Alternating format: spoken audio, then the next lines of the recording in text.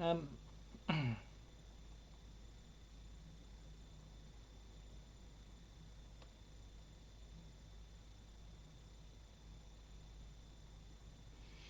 Hi, I believe that we are now live.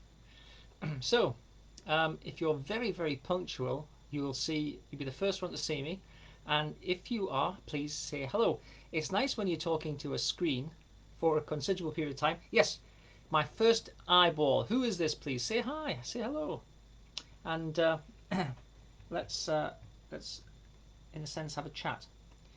I do want to make this a little bit interactive. I've got some things I need to say, and I've been having a break from Facebook Lives, as I'm sure you're aware, for I think probably 3 or 4 weeks, because it's quite a lot to do to put a Facebook Live together, and I wanted to research a few new topics, and one of the topics that I wanted to research was withdrawal from antidepressants.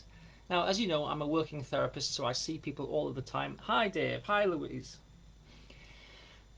And very often people talk to me about I'm thinking about coming off antidepressants. I've tried to come off them before, and it wasn't very nice, etc.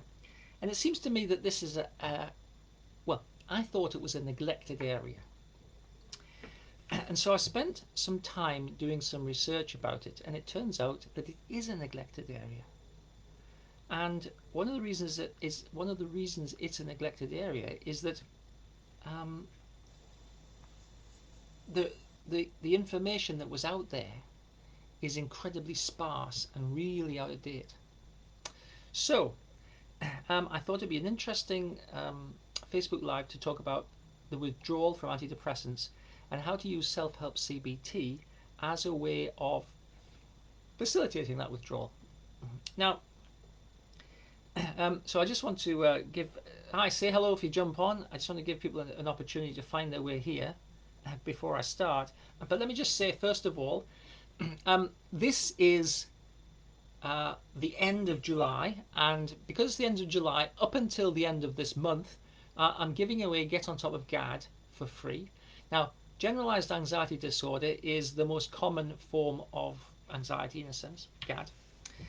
And Get on Top of GAD is a short course that I created a while back, and it gives you a kind of real kick to get on top of GAD. So it tells you what GAD is, it helps you to figure out what elements of GAD you're struggling with, and then it gives you some tools to get on top of GAD.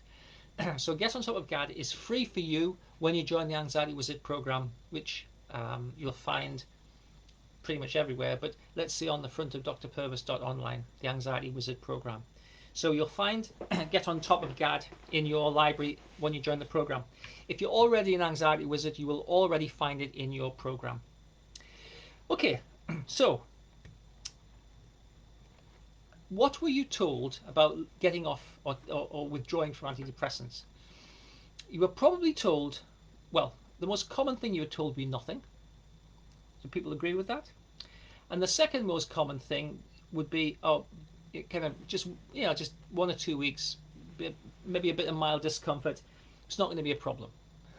And the reason you were told that was because the NICE, National Institute for Health and Clinical Excellence, their guidance in their guidance for antidepressants for depression said that 1 or 2 weeks withdrawal, if at all, probably mild and self-limiting, which means that it'll just you'll be able to manage it to be okay.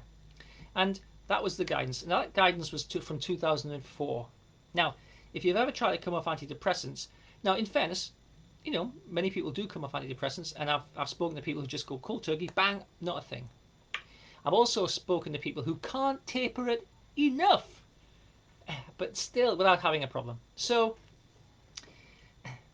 in 2018, someone said, well, hang on, NICE, like, where did you get this from? Because this is just not the experience of people. And it turns out that the evidence that NICE were using was from 26 people, and just a couple of those were single case studies. And so they were forced to update their guidance. And so originally the NICE guidance was 1 or 2 weeks withdrawal symptoms, if at all, and probably mild. The new guidance is withdrawal symptoms may be prolonged and can be severe, and you should definitely talk to people before you put them on antidepressants about the effects of coming off them. So our problem is this, right? And I don't know. I struggle with find the right word. Is it a scandal? It feels to me like a national scandal, but I have to say, who cares, right? Nobody seems to care. GPs have been prescribing with this idea that withdrawal is like nothing for donkey's years, for absolutely ages and ages and ages, to such an extent that there's a massive overprescription of antidepressants. Antidepressant use has gone up by 170% since the year 2000. Now, about 16% of the UK population is on an antidepressant. And I like to use the image, hi Louise, I like to use the image of Wembley Stadium. If Wembley Stadium holds 90,000 people, 15,000 of those are on an antidepressant. I mean, what's going on? Depression is on the rise, and the use of antidepressants is massively on the rise. There are over 71 million prescriptions a year, and the information about how difficult it is to get off them has been wrong forever. 8% of those people on antidepressant have been on it for more than 2 years. Now, interesting, because I have viewers from the United States. There are 13% of the American population is on an antidepressant. That's 37 million people. And 7% of those have been on an antidepressant for more than 5 years, which is actually 18 million people. And in the UK, 26% of people expect to be on them for the rest of their lives, which is huge. So not only have you been misinformed about antidepressant withdrawal problems, but also how long you have to stay on them has also like doubled in the last 20 years. And what you end up having is probably a third of people who take an antidepressant have no medical basis for doing so. So in the UK, that'd be about 1.3 million people are taking an antidepressant for no reason. There's no medical reason why they should take it. Now, given that antidepressants are not a nothing, right? They are a potent thing. To take that for no medical reason is like, I don't know, it's negligent, it's careless, it's it's something, isn't it? Because antidepressants have a consequence, not least of all that 56% of people think that well, 56% of people experience withdrawal effects, withdrawal symptoms, right? And 46% of those say that they're severe. So starting on an antidepressant is a serious decision. Coming off an antidepressant is a serious decision. And actually, sometimes the stories that you can hear about antidepressant withdrawal are so severe that you'd think it's like coming off heroin. It's just horrendous. Now, original guidelines, right, original NICE guidelines said that antidepressant withdrawal 1 or 2 weeks. It can last weeks, months, it can even last more than a year. And the other problem is, because no one thought withdrawal was a problem, the pills themselves are not formulated in such a way that it can taper down easily to enable you to very, very slowly reduce the antidepressant use so that it's less noticeable to your system. So the whole thing is really stacked against us. Now, one of the reasons I think that depression is rising is that most people are treated with an antidepressant. When about over 50%, when 56% try to withdraw, they have withdrawal effects, and those can be misinterpreted as a relapse of the original problem. So a good proportion, I'd say, of people who have withdrawal effects actually get re-diagnosed as having depression or anxiety, and they get put on the same thing again, or they get put on something different. So we have a mistaken belief. Well, the doctors, let's say, believe that there's withdrawal's nothing, and so now if you've got symptoms 3 months later, you must be having a relapse, and so they put you back on an antidepressant. So typically you're advised to use an antidepressant until your depression remits, and then to stay up for another 6 months, and then to think about coming off. But here's the thing. With an antidepressant, you learn nothing about depression. Nothing. So you take uh, the pill doesn't do anything, um, and so you learn, you may feel a bit better later on, but you don't actually learn anything about the mechanism of depression, right? You don't learn any tools, you don't learn any resources, you don't learn anything at all. Now, if you've been through CBT or through any kind of therapy, or if you just been on an antidepressant, which is the most common thing, you're okay. So 6 months later, you decide to come off the antidepressant. You have no support. You don't know anything about depression. You don't know what to expect, and you don't have any tools that you can use to help manage the withdrawal symptoms. Now, um, depression is the largest burden of disease in the world, and people think of it as a relapsing problem. Now, I think one of the reasons it's a relapsing problem is that A, we're prepared to take an antidepressant and not learn anything about depression and not do anything about it, and B, we take an antidepressant which actually messes up our system. Now, here's an interesting thing for you. 50% of people relapse after the first episode of depression. But if you take an antidepressant, what have you learned? What tools have you learned to help you to stop relapsing? Now, I say that depression is a psychological problem, not a biological problem. Therefore, to treat it with a biological solution is a mistake. Now, there's several elements of evidence for this, but the first one is this, right? You take an antidepressant, whatever the antidepressant is going to do, it's done it between 12 and 24 hours.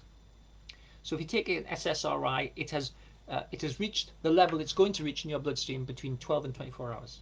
And yet, you don't feel any different. It takes 2, 3, 4 weeks for you to experience a psychological effect. And I think the reason for that is this. Antidepressants are very non-specific in the sense that they're not actually designed. Hi, Deb. They're not actually designed to treat depression. They do many different things, and people don't even know what they do. But what they do is they tend to be emotionally blunting, so you're a little bit less concerned about depression. And so what happens is you feel a little bit less concerned, and after 3 or 4 weeks you go, oh, I must be getting better, and that then makes you feel hopeful, and so you start to feel improving. But here's the thing. There is no difference between an antidepressant and a placebo, which is, let's say, a sugar pill, in the treatment of mild to moderate depression. So if there's no difference between an antidepressant and a placebo pill in the treatment of mild to moderate depression, that tells you that antidepressants are not treating depression. They're simply really a potent placebo. So in essence, really, you're just taking a pill which is really nasty to take, and it convinces you that you're feeling better, whereas a placebo would do just as well. So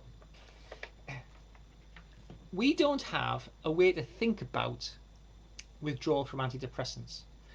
I've got a little list of symptoms, right? And the most prominent one typically is increased anxiety. But insomnia, nausea, imbalance, so feeling out of balance, sensory disturbance, hyperarousal, dizziness, electric shock, brain zaps, diarrhea, headaches, confusion, sweating and irritability, agitation, tremors, hallucinations, emotional blunting, sexual dysfunction, and a few other things that I just didn't bother writing down. Now, all of that stuff sounds pretty severe. And I was looking around to see, well, is there a management or a treatment module? Well, there are some things that you can do. Okay, the first one is that CBT is helpful for managing the withdrawal symptoms, as is self-help CBT, Anxiety Wizard, for instance. Mindfulness is somewhat helpful for managing withdrawal symptoms. But all of those symptoms are actually also seen in another problem called somatization disorder. So somatization disorder would be something like fibromyalgia, an irritable bowel problem, or an irritable bowel disease, chronic fatigue, or chronic pain syndrome. So a somatization disorder is a problem where you have extremely distressing and upsetting physical sensations that move around your body. They're often different, and they're hard to pin down. And the treatment for those, I would suggest, could be quite similar to the treatment for withdrawal. So, in a sense, we could treat with serious withdrawal problems in the way that we treat a somatization disorder problem.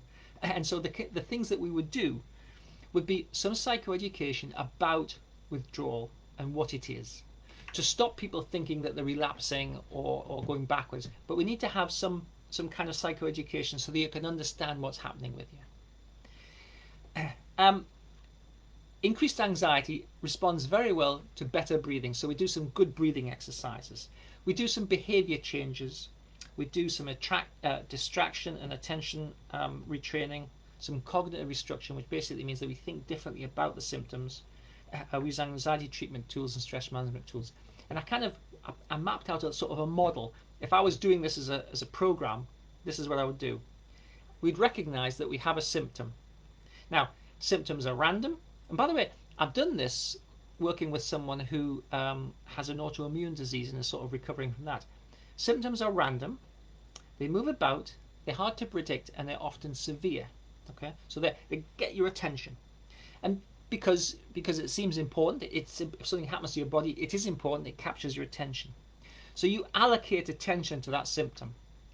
That then enables your brain to catastrophize it, to think about it in a really negative way, to wonder, to ruminate. Well, I wonder if it's coming back. I wonder if I'm ever going to get better. To do those really negative and unhelpful ways of thinking. And also to do some faulty thinking, right? So, oh no, it's black and white. It's never going to improve, that kind of stuff. Now that has the effect of magnifying the original symptom, right? Whatever you put your attention on, you get more of.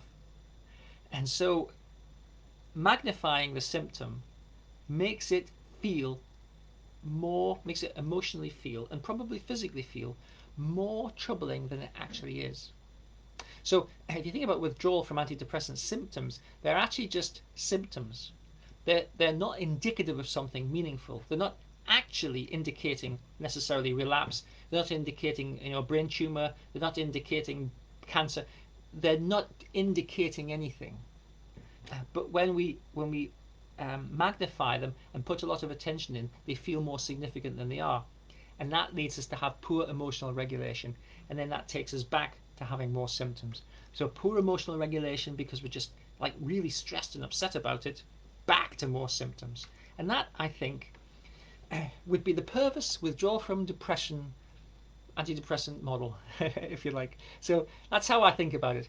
And so no one, as far as I could see, I've spent a few days researching this and putting some effort into thinking about it and like really doing literature research. No one is thinking about withdrawal from antidepressants in this way. And so basically, if you struggle with it, you're just basically dumped. You're just left to fend for yourself, or go back on another antidepressant. But you know what? If you had an autoimmune disease or some other kind of other serious problem, and you said, "Oh, I'm having a symptom of this," the specialist will probably just up your dose of steroids or something else. They won't say, "Okay, you're just having a withdrawal symptom" or whatever you like. And withdrawing from steroids can be really difficult. So I've got some recommendations, right? So if you're thinking about taking an antidepressant, or if you're taking an antidepressant, first of all, if you're thinking about taking one, I think that all doctors should prescribe, if they're going to prescribe an antidepressant, you should have self-help CBT at the same time. And you should stay on self-help CBT until you've finished withdrawing from your antidepressant, so that you have tools and resources with which to understand and to deal with the things that are happening, right? Because you learn nothing from an antidepressant, you have to get that information somewhere, or basically you're a hostage. And if you're a hostage to the antidepressant, you will relapse. There's a good chance that you relapse because you don't know what's going on. It's a mystery. The whole thing's a mystery. So don't take an antidepressant without doing self-help CBT at the same time. And certainly don't withdraw without doing self-help CBT at the same time. Now, if there are 1.3 million people in the UK on antidepressants, there shouldn't be, or they don't need to be. Okay? And if withdrawal is such a pain, and if antidepressants have like medical and health and mortality risk factors, then I think that, well, I don't actually know why that's not a scandal. I genuinely don't know why no one cares. Because I tell you, As far as I'm aware, no one seems to care. I mean, you can see some research literature, but like, who's pushing it? As far as I'm aware, I'm the only one pushing it, all right, and no one seems to care. So look, if you outsource your mental health, let's say to your doctor or psychiatrist or whatever, they don't. I mean, they do their best. They're not uncaring people, but they can't care about your mental health. Only you can care about your mental health. And if you outsource it to them, to the GP, if you outsource it to an antidepressant, you're likely to end up as one of the 1.3 million people who are unnecessarily medicated on antidepressants, who might struggle to get off them, or might end up on long-term antidepressants. And these things have side effects. And if in principle you'd have been just as well taking a placebo pill, then you are being unnecessarily, the quality of your life is unnecessarily being affected. Or it's being affected unnecessarily, whichever way you're going to put that grammar around, right? So, get on top of self-help CBT, right? Join Anxiety Wizard, get the Get on Top of GAD free, Get on Top of GAD program for free. Take control of your mental health and don't outsource it because no one cares about it to the degree that you care about it. Now, if you don't care about it, if you don't care, and if you're happy for people to do stuff and take pills and all the rest of it without really learning anything about your mental health, then that's fine. I don't have a problem with that.